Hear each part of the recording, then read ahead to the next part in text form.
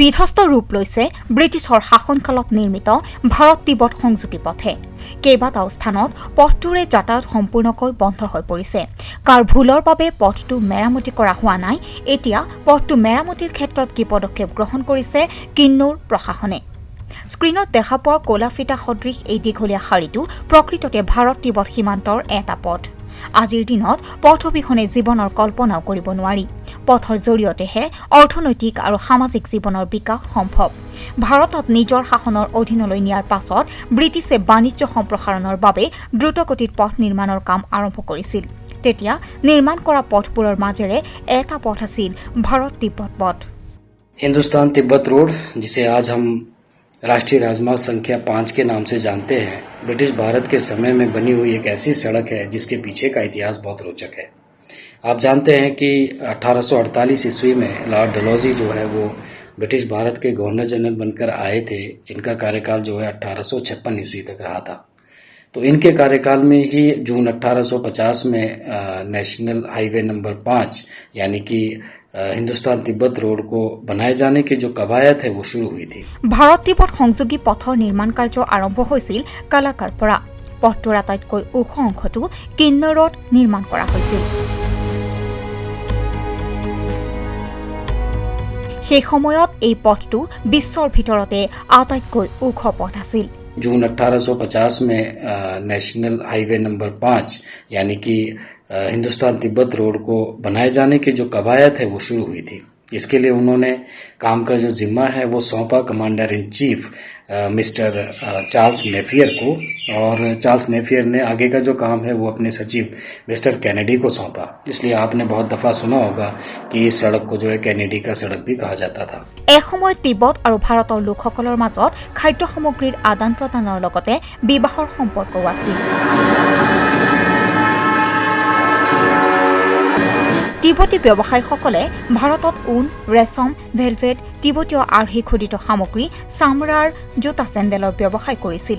আনহাতে ভাৰতীয় ব্যৱসায়ীসকলে তিব্বতত চাউল, নিমখ, তেল, ৰাজমাৰ আদি সামগ্ৰী ব্যৱসায় কৰিছিল। इस सड़क को बनाए जाने के पीछे जो है खास मकसद यही था कि भारत और जो तिब्बत है उसके बीच में जो व्यापारिक संबंध है और अधिक मजबूत हो जाए।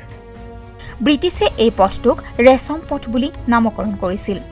इस टनल की खास बात ये भी थी क्योंकि पहली ऐसी टनल थी जो इतने हाई एल्टीट्यूड पर बनाया जा रहा था। पूरे भारत में ये पहले ऐसा शुरू था। यही नहीं बल्कि जो हिंदुस्तान तिब्बत सड़क है वो भी अपने आप में पूरे विश्व में उस समय पूरे विश्व में पहली ऐसी सड़क थी जिसका निर्माण जो है इतने हाई एल्टीट्यूड पर बनाया जा रहा है। এই পথটোৱে তিব্বতৰ সীমাৰ ভিতৰৰ অঞ্চলো সংযোগ কৰিছে। সেই সময়ত কাৰিকৰী দিশত মানুহ বিশেষ আগবঢ়া নাছিল। হাজাৰ হাজাৰ শ্ৰমিকে হাতেৰে শিল কাটি এই পথটো নিৰ্মাণ কৰিছিল। तो इस सड़क को बनाते हुए बहुत सारी कई घटनाएं घटी, बहुत रोचक है। इनमें से एक थे जो संजौली का जो टनल है, डली संजौली का जो टनल है इसका बनना, क्योंकि इसको बनाने के लिए 18,000 लेबरर्स लगाए गए थे और मिस्टर ब्रिग्स इसके जो देखरेख करने वाले अधिकारी थे उनके नेतृत्व में ये काम हुआ था। और 18,000 लेबरर्स ने बहुत ही संजीदगी के साथ, मेहनत के साथ इसको बहुत कम समय में पूरा किया, जिसका बनना 1850 में शुरू हुआ था और 1851-52 में ये बनकर तैयार हुआ था। 1952 চনত এই পথেৰে প্ৰথমখন গাড়ী কিন্নৌৰৰ ৰোধিত পাইছিলহি। স্বাধীনতা লাভৰ পিছত 1962 চনৰ ভাৰত চীন যুদ্ধত ভাৰতীয় সেনাই এই পথটো যাতায়াতৰ বাবে ব্যৱহাৰ কৰিছিল।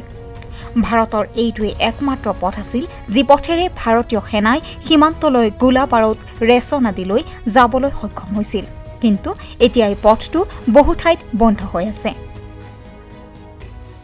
मैं देख रहा हूँ कि पर्यटन की दृष्टि से जहाँ जिला किन्नौर में अपार संभावनाएं हैं, वहीं ये पुराना हिंदुस्तान तिब्बत रोड बहुत ही दयनीय हालत में है।